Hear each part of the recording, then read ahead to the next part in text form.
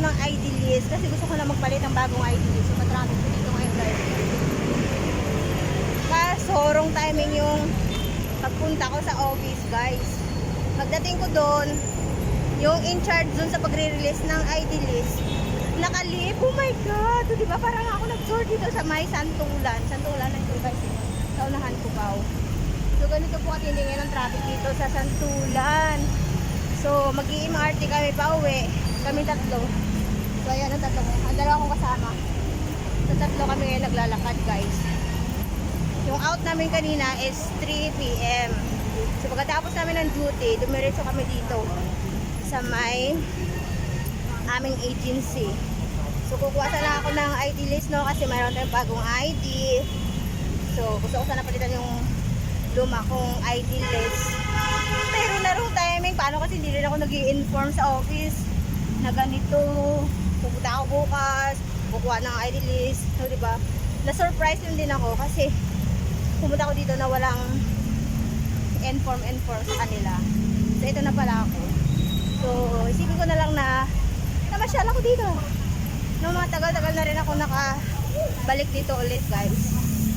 So, ayan. Ito lang muna update sa ating buhay-buhay. Gusto ko lang po magpapasalamat po sa lahat ng mga nanonood sa akin. Mga ina-upload na video. I really appreciate it. No, hindi tayo nakakagawa ng magandang content. Guys, nakakagawa ko ng magandang content. Paano kayo? Napakatamad ko na ngayon gumawa ng content. Kaya nangyayari sa akin, yung aking revenue dito is matumal din ang usad. Pero sige lang, no? Sana one day. Yung iba ng mga vloggers, nakakatulong na sa kanilang pamilya kasi kumikita na talaga sila monthly. Ako hindi ako nakakapag dito hindi ako kumikita ng monthly kasi mahina yung matumal ang ating revenue. So hi sir. So ayan. So nandito po tayo ngayon sa ano ba to? National Headquarters ng Philippine National Police. O ayan ako. So ayan. So ganun ka-traffic dito guys. So kailangan natin magtakbo kasi tatawid tayo. Mauna ako sa inyo. Yan. Unahan ko sila. So traffic guys, kailangan natin lumiko kasi baka masagasa tayo. Madido ng maaga. Ay nako. So ito po yung Santulan guys. Ngayon ang update dito sa traffic. Eh takbo parang punta namin dito katansan.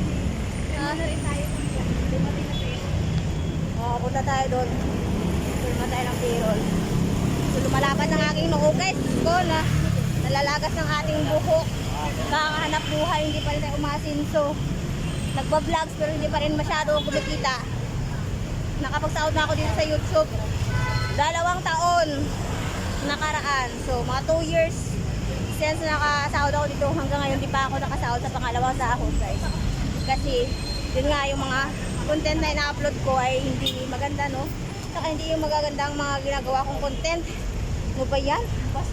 Kailan kaya ako makapag-isip ng magandang content kung saan yung pagiging vlogger natin makakatulong na rin no na kumita tayo para maka-support tayo sa ating family. So hinihingal na po ang inyong Mamsi. So that's all for today's ganap guys. Thank you for watching. God bless us all. Bye bye.